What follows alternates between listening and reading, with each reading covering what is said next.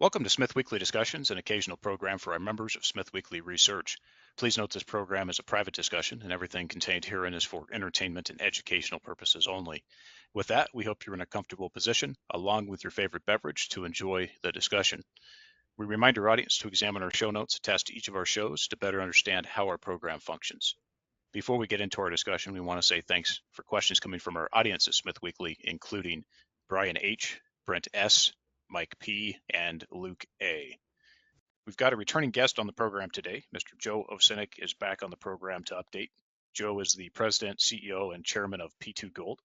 The company is a gold project developer and exploration company that is advancing a number of projects, both a greenfield exploration in British Columbia, Canada, as well as PEA PFS stage gold project development in Nevada, United States.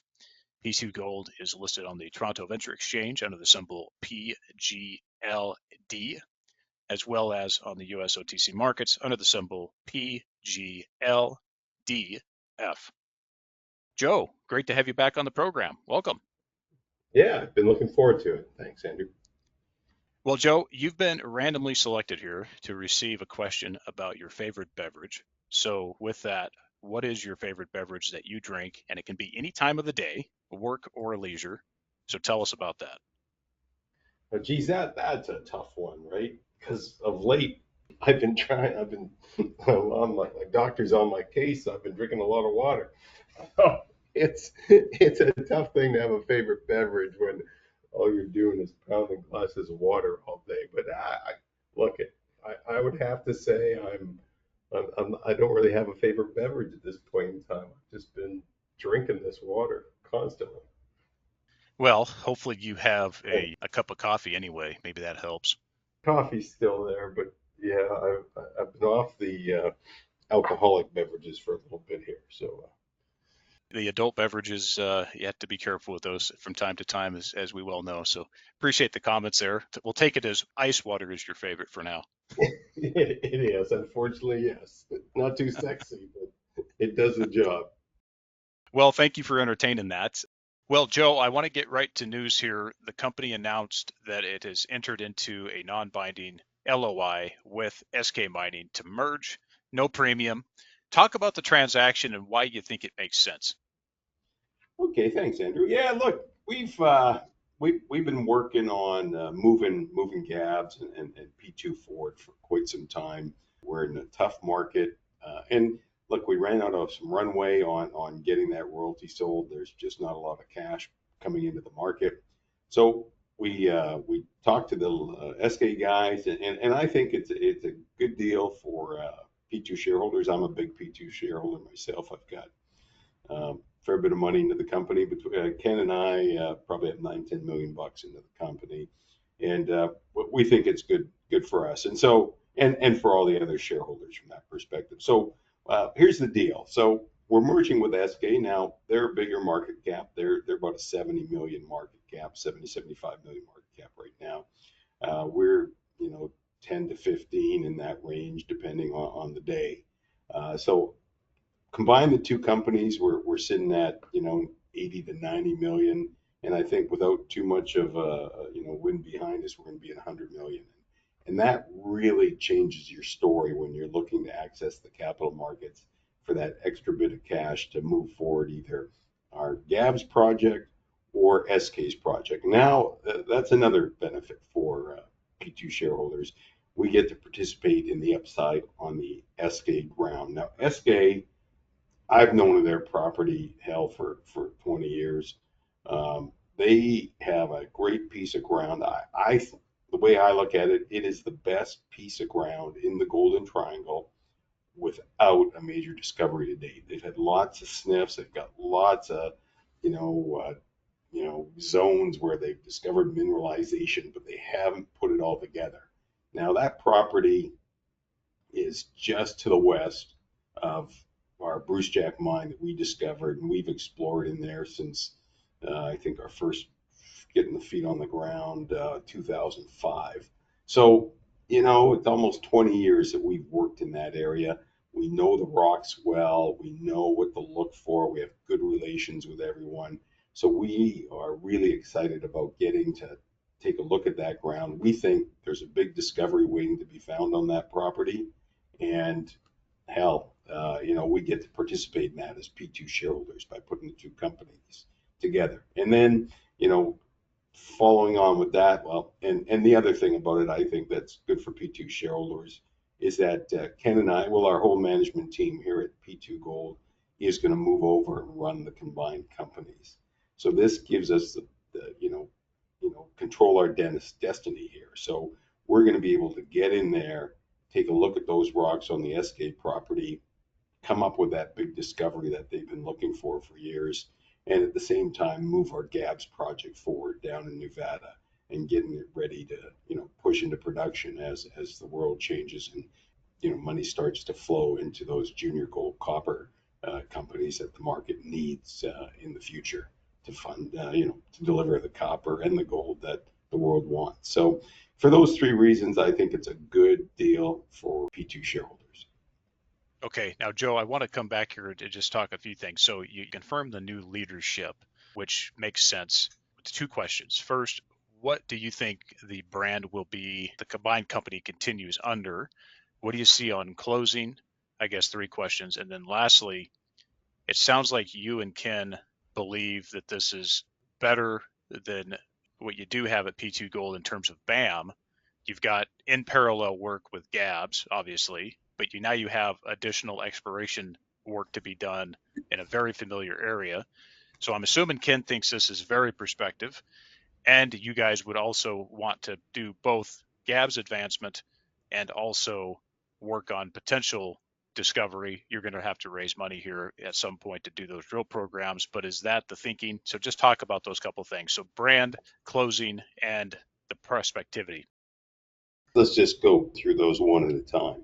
Brand, if you're familiar with the Golden Triangle, I think what really put the Golden Triangle on the map was back in the late 1980s, the discovery of the Eskay Creek mine.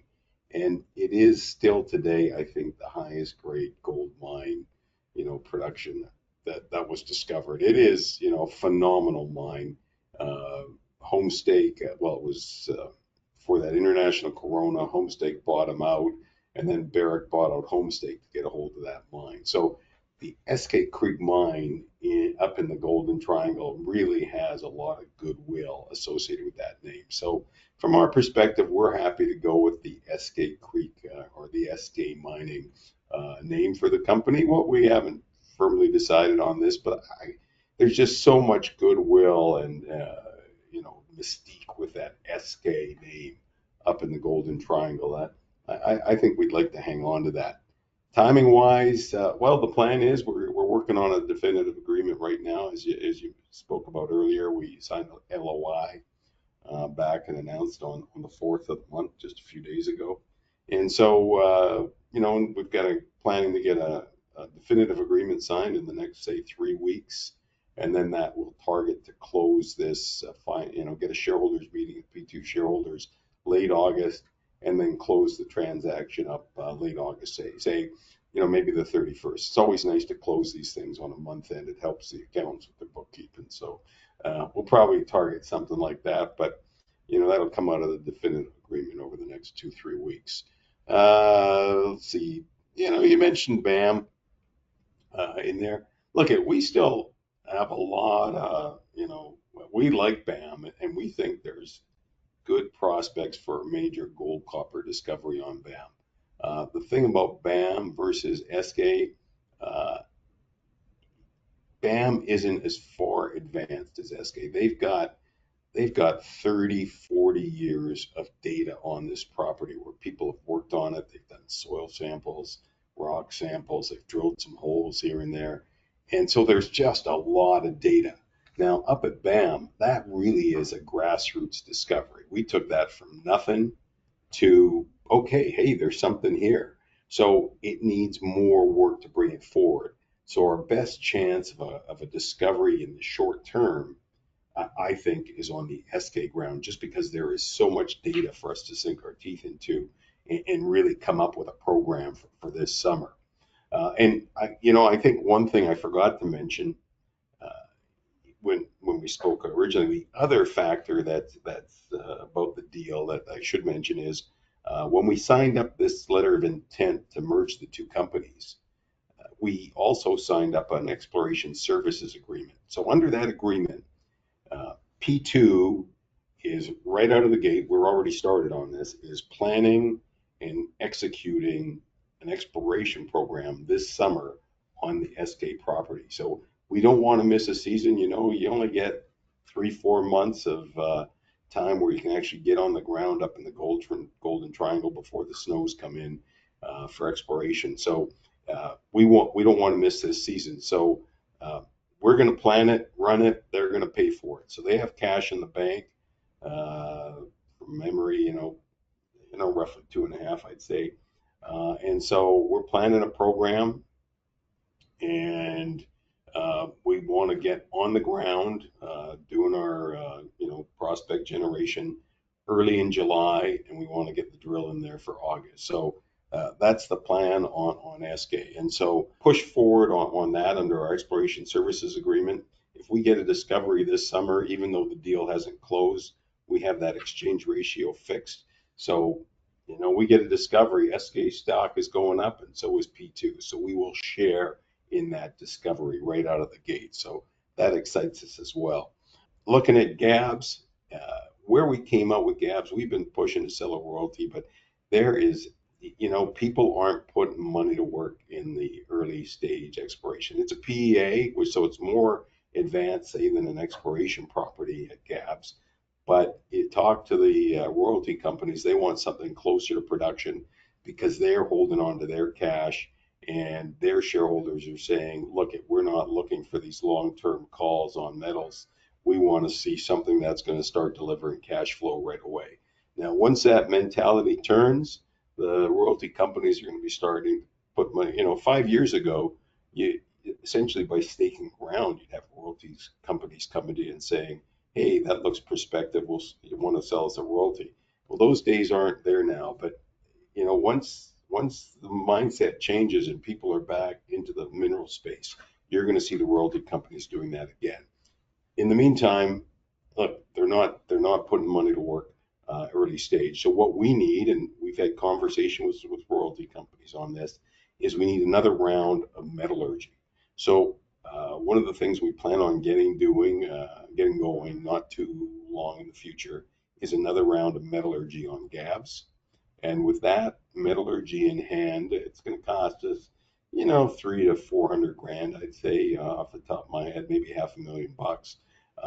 That'll be all the metallurgy we need for feasibility, and I think that will deliver us the sale of a royalty, which will finance Gabbs pretty much through feasibility. So Gabbs will self-fund with a royalty sale once we get that metallurgy done, and we'll keep exploring for that big discovery up on the Eskay Creek property. So, doing those things concurrently, and then when we get depending on the market, and there's some money available for some other exploration, there's a lot of potential for more down at Gabbs. So we'll be looking at that. So look at, you combine those the two companies, and you've got great potential to come up with a big gold copper discovery up north, more gold copper down in Nevada.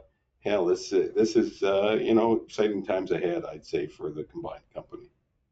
The potential for discovery still here with two very prospective projects in the Golden Triangle, plus Gabbs being advanced along during that period of time, the potential for cash flow later on with potentially now a pipeline. We'll see. I mean, very early days here, but there is that potential now with the structure. So I see that bit.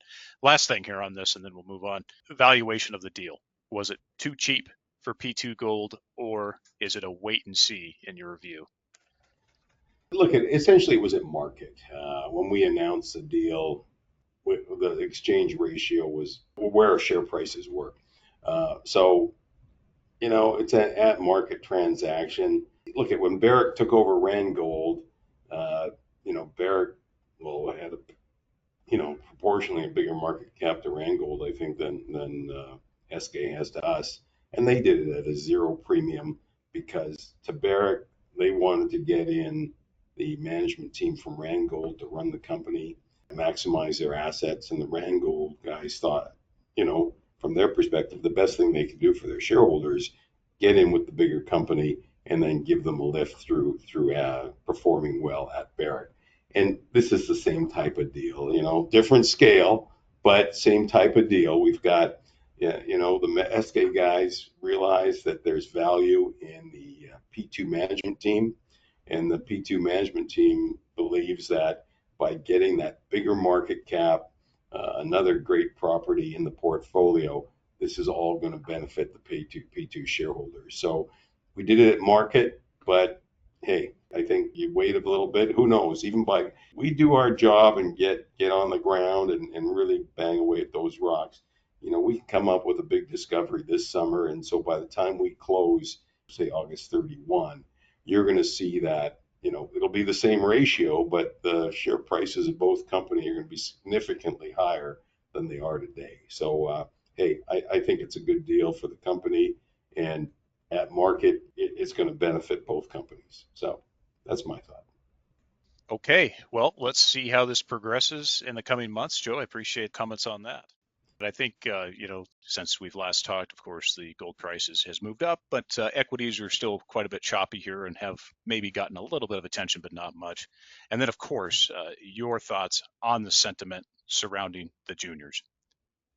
Sure. Look, at gold market is strong. I think it's going to continue to be strong. Uh, we've got a bunch of different things going on here right now. I think one of the key themes is this. We've got the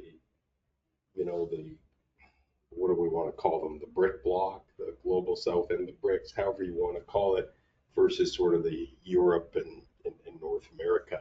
And I think this separation is going to continue to grow over the coming years. I think, especially as the U.S. moves to isolate China a bit, and so gold is going to be the currency, and so I think gold is going to continue to be strong. I don't see the end of that, and for a long time coming. We're starting to see, you can see it in the share price, the gold price had popped up in the 2400s there for a while, still nice and strong in the 23s. It's trickled down a little bit. You're starting to see it in the senior golds. Agnico, for instance, I think is moved up somewhat. Barrick a bit, Newmont, but it really hasn't hit home yet.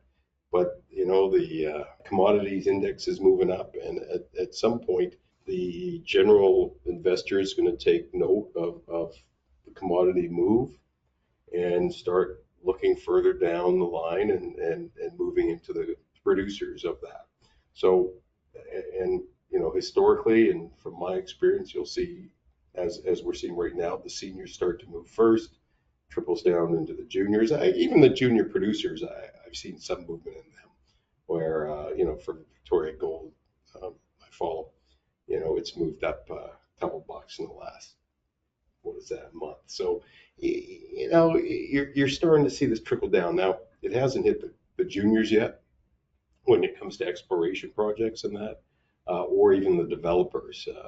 And so it has a ways to go, but this is just the normal course. It takes a while for the money to start moving out of other areas and moving into the commodities space. But once it does, it comes in and it floods in, lifts, essentially, as they say, it lifts all boats. And then after a while, things get to be a little more selective, and the cream rises to the top. But when it first comes in, it's a bit of a tsunami and lifts everything.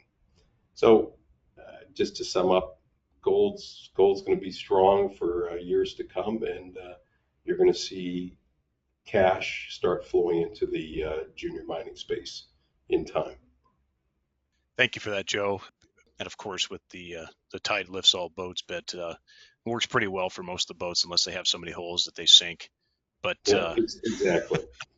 That's of course, exactly it. you got to have a little bit of fun in it, like it's poking holes like Swiss cheese in it. So appreciate the thoughts on that. But I want to get right into P2 gold here because I think this is important to start covering off. And then, of course, we've got a bunch of discussion around P2 Gold and a lot of the work you guys have going there and the potential of this company as you guys progress, specifically the Gabbs project. But the company did just release an updated PEA for the Gabbs Gold project. Of course, this, for our audience, this is in Nevada, United States. Please talk about those results. What we did is we updated the PEA because at Gabbs, a little different than most of your Nevada plays. It's not just a gold play; it's gold and copper. So we have a sizable copper resource. We've had this there for a while, but we didn't actually bring a lot of it into the mine plan. So what we did is we took a hard look at how we could bring more copper in. Came up with a new mine plan, updated the PEA with that new mine plan. And now, if you look just in round numbers, life of mine, it's going to, based on the PEA, we got a 14.2-year mine life, averaging about 104,000 ounces of gold a year and 13,500 tons of copper. So not a big copper producer, but a nice junior-sized copper producer on an equivalency basis. It's hard to really gold and copper equivalent, but people seem to like to look at those numbers. Depending on the ratio between the gold and copper price, you're looking at, say, 175,000 to 200,000 ounce gold equivalent producer. So that's a nice size mine. So we're quite excited about Gabbs bringing additional copper. Good payback, what we feel. We look at the metal prices. We used our base case of 1950 gold, which is roughly $400 below current market on gold, $25 silver, which is, what is that, about $3? No, $4 below where silver is right now, $4 or $5, and then copper at 450, which is just below where copper was trading last I checked. So, and we think long term, as we look at metal prices, gold isn't coming back down to 1950. If it does, we've got some problems with what's going on with the world economy, but it's going to bounce back up. And copper, same thing, with all this attention now on the electrical transition. But what's more seems to be moving the price of copper more is this AI. And if people are realizing that if we're going to put these big AI centers in, we need a lot of computing power. And to run that computing power and the cooling that goes with that, we need a lot of power, electrical power to go into it. And we can't do any of that without more copper. So people are starting to finally see that copper is a long-term metal. I see copper, and from my reading, and I truly believe this, is that as we look ahead, say the next 5, 6, 7 years, copper is going to be in that $5 to $10 range. Well above where we're using the metal price for our study. And so Gabbs is going to be a solid economic performer. Gold will be strong, copper will be strong. So both metals moving in tandem, which is, historically hasn't always been the case. But as I look ahead in the next 5 to 10 years, it's both gold and copper will be strong. And with this demand for copper, it is hard for new copper production to come online. These big projects take forever to permit. You look in the United States, we have that Resolution mine.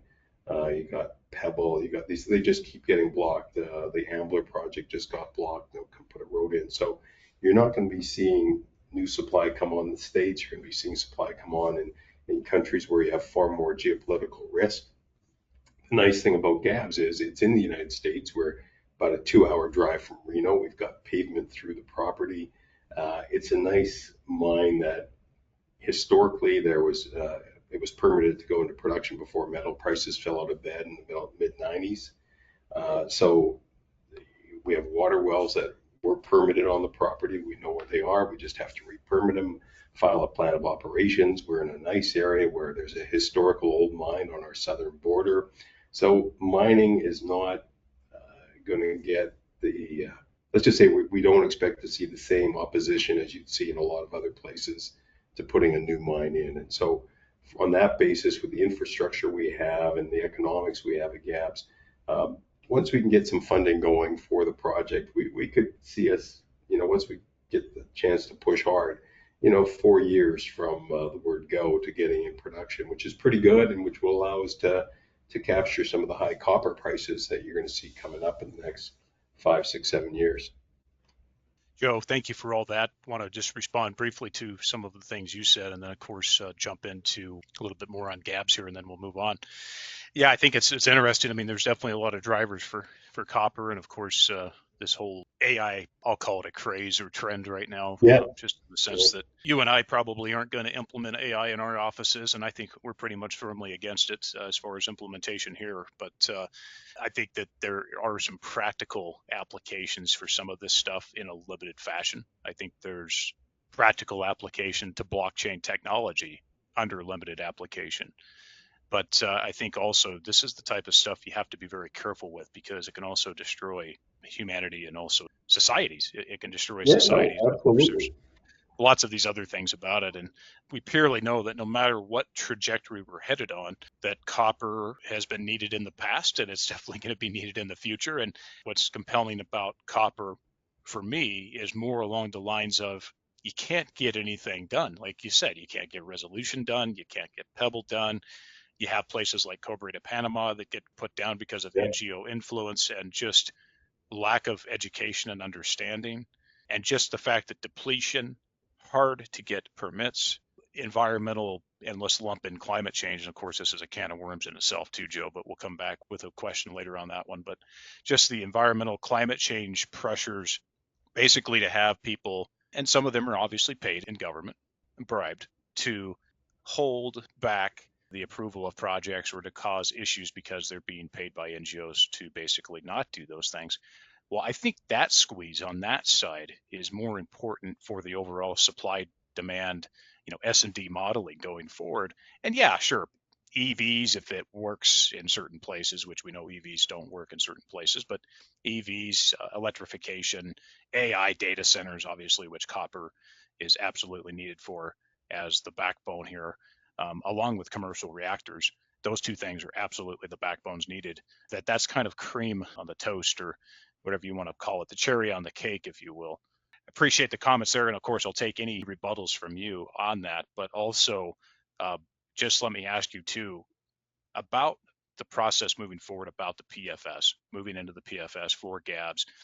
Do you see, as you guys continue to do work on recoveries under testing, do you see improvements coming with the PFS? How much, I guess, essentially upside have you left with the PFS as that develops? Or maybe you're going right to DFS. Maybe you can clarify that bit and other comments. Well, look at the way we look at this. The projects have a lot of work historically in the 80s, early 90s, especially on the flotation side. So we feel we can go straight to a feasibility study. We will cut out a PFS. One thing we need to do is another round of metallurgy. We ran out of time on our last round, had to cut some tests short, column tests. And so we feel we can get our copper recovery up in particular. And so as copper recovery comes up, that's all contributes to the bottom line. Costs stay the same. Doesn't matter how much you're mining and processing is all the same. It's just you're recovering more. So that's what's going to improve I'd say the biggest improvement on the project short term.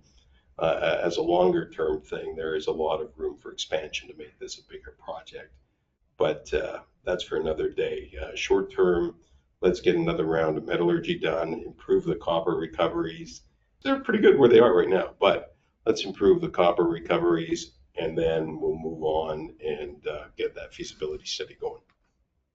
It's good to know what the plan is, and I commend you for dropping the PFS. I think that has to do with confidence surrounding this project, and then also the competency and experience of the management team, which always appreciate you guys basically cutting out some of the formalities and moving forward here. So I appreciate the comments there. And obviously, we know that the industry is centered around these various stage, PEA to PFS and PFS 2.0, and then we'll get to a definitive and all that stuff. Yep. And of course, some banks like to see that, and there's of course a financial structure around kind of that requirement, and of course some of the 43-101 reasonable things, and then a little bit of nonsense there too. But with pre-work on permitting and environmental baseline data work, what do you think the time frame is to do that work? And then also, what would you think is a realistic permitting timeline and process in the state of Nevada?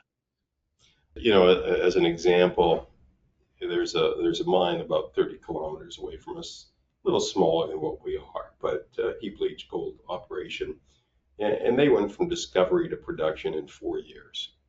Um, you know, I don't see why we can't. We were already both past discovery phase and well into engineering here, and I don't see why. We've done a bunch of environmental baseline. I don't see why we can't get into production in 4 years. Now, one of the issues out there for mining has been the Biden administration. The way they, I think, deal with things in Nevada, my understanding is just the workload. There's a big workload, and everybody in the BLM there is overloaded with work because there's a lot going on, whether it's lithium, uh, wind power, or mining, hard rock mining. You're all dealing with the same group, and so they're just overburdened, I think, with the amount of work that's being loaded on them. So, if the administration changes, I expect things will pick up because I think there'll be more resources allocated to the BLM to get things done. And if the administration doesn't change, it will get done. It may take a little longer just because of resource allocation. But overall, I don't see any roadblock in permitting gaps. So, we've got environmental baselines from the 80s, from the 90s. We've got our work, what we've done. There are no, as I say, impediments in the past. The project was fully permitted to go into production in the mid 1990s. And if it hadn't been for metal prices, the project wouldn't be here today. It'd all be mined out. So, yeah, I'm quite upbeat on permitting of gaps. That's why we feel we can move this along at quite a brisk pace and get into production. Joe, with that, let me follow up a little bit related and just talk a little bit bigger picture here as far as overall time frame to move to definitive finance, which obviously will probably be done in various components and stages, and then build the project. Are we looking at realistically a 2027 timeframe, maybe a little bit later? What are your thoughts on that? The driver for us, and it comes back to what we talked about a little earlier, money has not flowed into the commodity space yet, especially at the early stage, the developer stage. As I mentioned, you're starting to see it nibble away at the bigger producers. I think Freeport, Freeport's a big sort of pure copper play. They produce a lot of gold, but copper play, and their stock's gone, I think, from around $40 up to that mid 50s, if my memory serves me right. So, so you're starting to see it in the upper reaches. Agnico has done sort of a similar thing on the gold side. So once that money starts trickling down and we're able to fund, then yeah, look, if we had our cash in hand and we could raise the cash that we needed to keep things moving forward today, yeah, I could see late 27 as being a reasonable sort of milestone to have our first gold pour.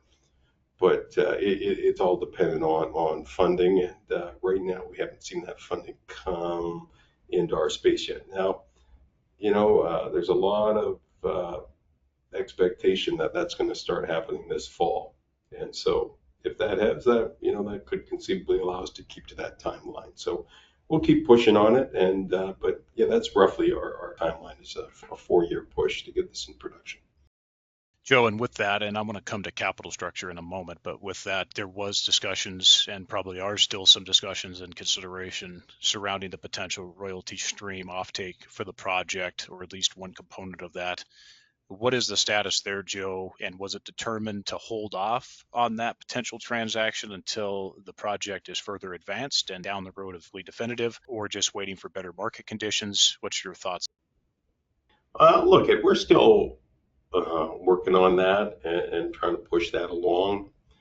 I think one of the issues is a big issue for that is a lot of that royalty funding's really dried up as well for earlier stage projects. So it's with the whole financing environment. You don't have the general money coming in. Well, the royalty companies they're looking at this point in time for that are things that are in production or near production, so they can get cash flow, because their shareholders aren't wanting them to be putting cash out for, calls that are 2 or 3 years out of the money.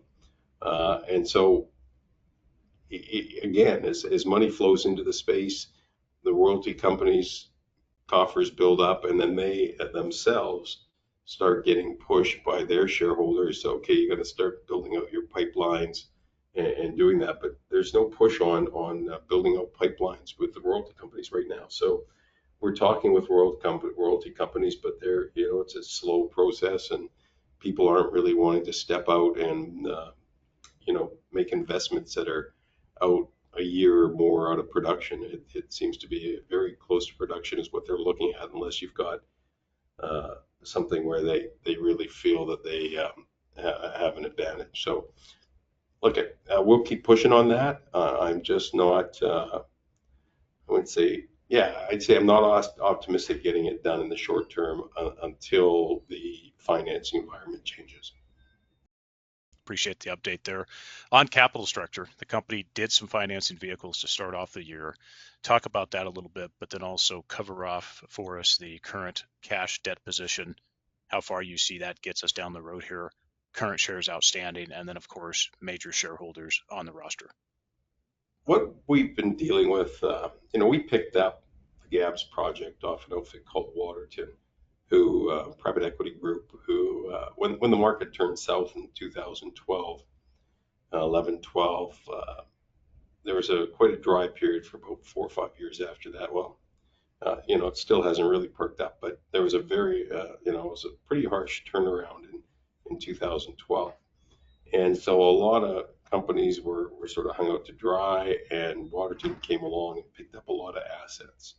So we picked up the Gabbs project off them in May 21. We thought, from what we'd seen at the start of COVID, the way metals had reacted and the way the economy was starting to move, that we were going into a new cycle of growth in the commodity space. Unfortunately, we got a bit ahead, got a little ahead of ourselves, and it was a bit of a head fake, and the metal prices came back, and the funding did not show up. The funds did not come into the space. We're still waiting on it. So because of that, we had this large debt due to Waterton of about, it was close to $9 million US. So that has been overhanging us since that time.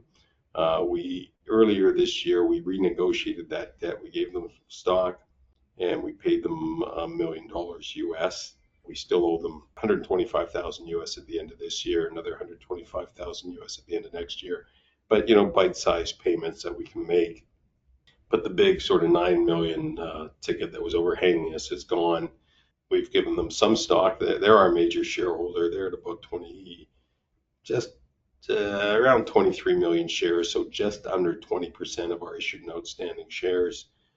In order to do that, we had to scrape up money. It wasn't the best market, but we issued some convertible debentures, $1,665,000 worth of convertible debentures. So they are out there, but that allowed us to pay off. That's Canadian.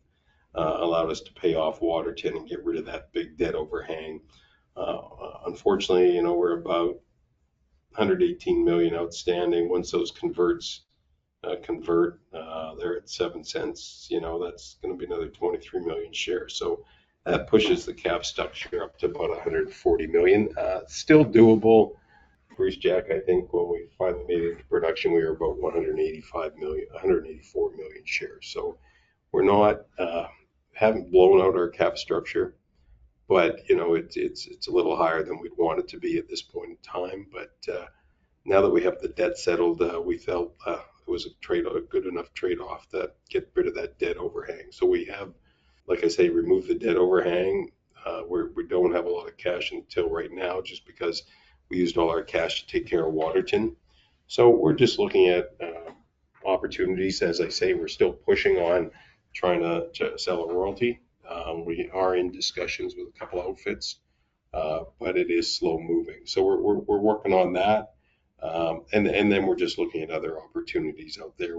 what can we do to help shore up the capital structure? And so we're looking at some opportunities at this point in time. Yeah, Joe, just a couple follow-ups on that. First, talk about the management position as far as ownership of the company. And then also I want to lump in with what you just started to talk about was M&A activity, Joe, and if there is M&A activity that the company would be looking at and evaluating, and also potential monetization of non-core assets. Any comments on those two things?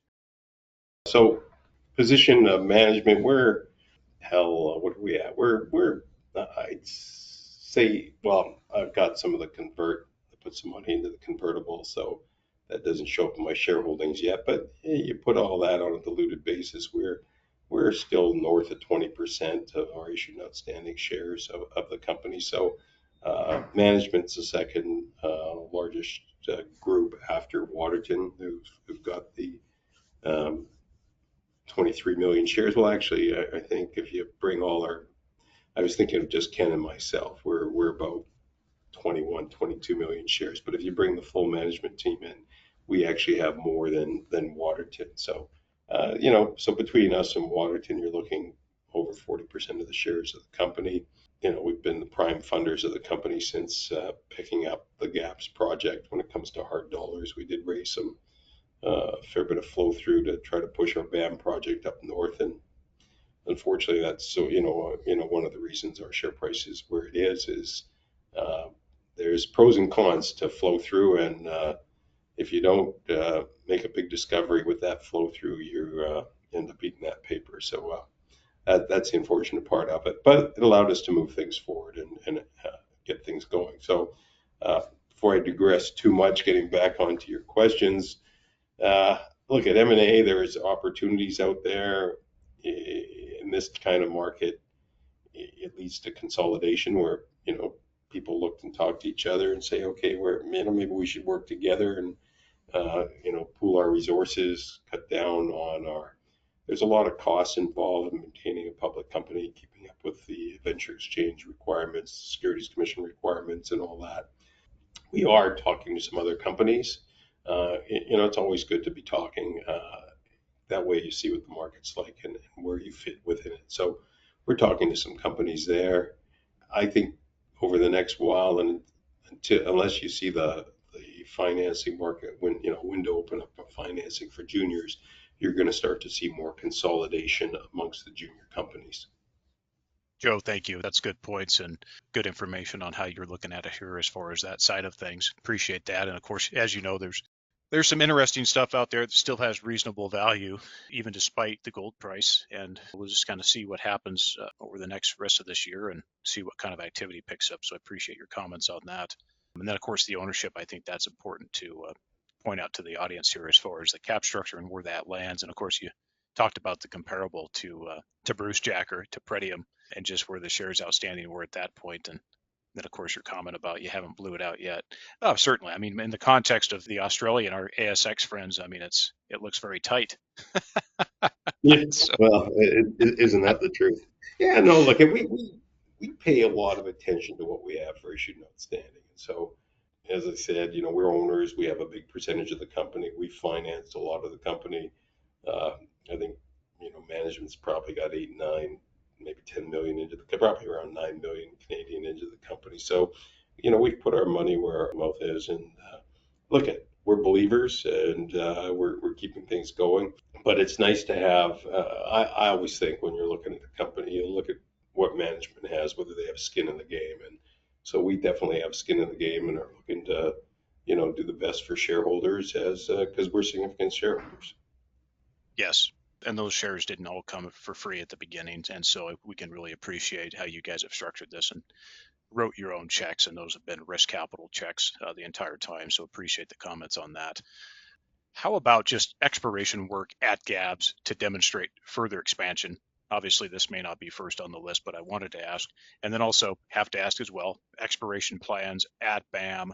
Let's just say over the next 12 months. It doesn't sound like that would be the focus, but I wanted to ask about other things you guys might be working on.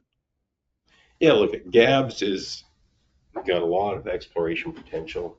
We feel the source for the, the gold copper mineralization we have at surface at Gabbs is porphyry mineralization, and it's coming from a porphyry source. We feel we know where the location of that porphyry source is, and sort of the center of the property. We haven't drilled that yet. We need to get a plan of operations in place with the BLM in order to drill in that part of the property. But it hasn't really been our priority, or with the current markets, there's not a lot of cash available, especially hard dollars, to drill in the United States for exploration. So that's why we focused on advancing the project to production. We feel like economics are good for the project. If we can advance that more, we can get it in production, and then worry about expanding the gold copper resources there and moving it along. So a lot of potential, but I don't see us moving it forward on that front until we see the market change and on rewarding people for exploration. And that's the same for BAM. You're not being really rewarded for exploration in the market right now. So rather than issue more flow through, which is what's available to work up at BAM, just lay low, focus on Gabbs. BAM's paid up for another 10 years, so we don't have to worry about getting on the ground to do any work to keep claims in good standing. So let's be patient, and when the market turns and you're rewarded for working on grassroots gold copper exploration projects, we'll be back there. But till then, we'll focus on advancing Gabbs. I think the next thing you'll see us do is that metallurgical work at Gabbs, and hold off any more exploration until things change. Appreciate the comments there on that, and I think it makes sense. And we, of course, discussed this last time, and I think it's just worth reiterating that, conditions aren't there for you and the management team to pull the trigger on some of that work, and that obviously gearing this company towards eventual cash flow, I think, is going to be important. And obviously that's why the focus is on Gabbs, and that even demonstrating expansion at Gabbs may not necessarily need to be on the front burner, and that can be put on the back.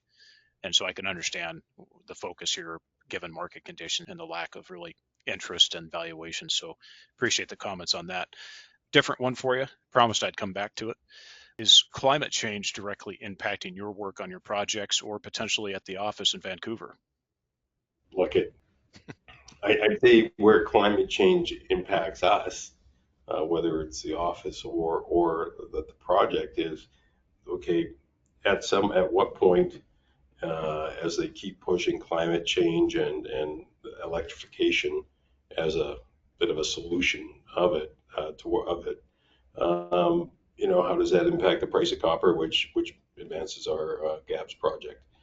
Otherwise, we don't really see any impacts from it in our office, or we have a very small team in office, so there's not a lot of impact there. And at the project level, power, we're on the power grid in Nevada, so we're not going to be, when we go to mining, there'll be a trade-off on electrical vehicles versus diesel. But from all the feedback I've been getting and hearing about, sort of anecdotal evidence, it's, the electric trucks aren't quite there yet when it comes to putting a fleet in for operation. So if they're going to want to get copper so that they can electrify, I think we're going to still be running our diesel-powered trucks. And so from a project perspective, I don't really see an impact on us, at least in the foreseeable future. Joe, appreciate the comments there. We have a small office here, Joe, and of course, when we run our podcast, we notice that the CO2 levels in the room tend to rise. So, future. Good stuff. Appreciate the comments there. And obviously, yeah, I fully agree that the trade-offs with electric fleets on an industrial scale such as this versus conventional diesel, the trade-off as to, when you charge that fleet and where it charges from. And of course, in application mining, we know there's some self-charging that occurs with the electric fleet because of simple physics. But yeah, really appreciate the comments on that bit of it and have a little bit of a laugh with you as well on this topic. Certainly does drive a copper narrative, of course, too, and some other subjects surrounding that, which we'll leave for a separate podcast. But on community work, Joe, of course, talk about some of the efforts at the company level, that local community acceptance at the Gabbs project, which I suspect is probably overwhelmingly in favor, of course, because of the economic activity and wealth creation and healthy society creation that these types of projects actually bring to the society and to the local area. But as well, Joe, the work you're doing at the company as you guys continue, of course, I know right now it's not that necessary and you really can't because of the financial limitations, but work to train and retain competent, motivated people, of course, is a significant concern across all industries, but also very prevalent as a lack of good human resources in the natural resource industry. But just talk about that, local service providers, and just efforts that you're doing personally and at the company level to get that acceptance and also to train and build skills for this industry. Okay, well, look at we're still early days here, but locally, our Gabbs project is about 6 miles, so say 10 kilometers away from the town of Gabbs. On the other, it's a small town, I think sub 500 people, and on the other side of the town from where we are, there's I think it's a magnesium mine that's been operating. I think it's the longest continuously operating mine in Nevada. So mining is not new to the folks of Gabbs, and a lot of people work in that business. So, we expect to get, as long as you treat people well, we expect to be, get good support, and that's how we've always dealt with things. When we, took Bruce Jack from discovery up to production. We had, local communities, First Nations, everybody else, but you got to treat people well, and then they'll work with you. So we had over 30% First Nations working at the Bruce Jack mine. We had a good mix of men and women. We had a priority on hiring from the north of BC, so we had over 50% of our employees were from the north surrounding communities. So I think what you have to do is share the wealth is the bottom line.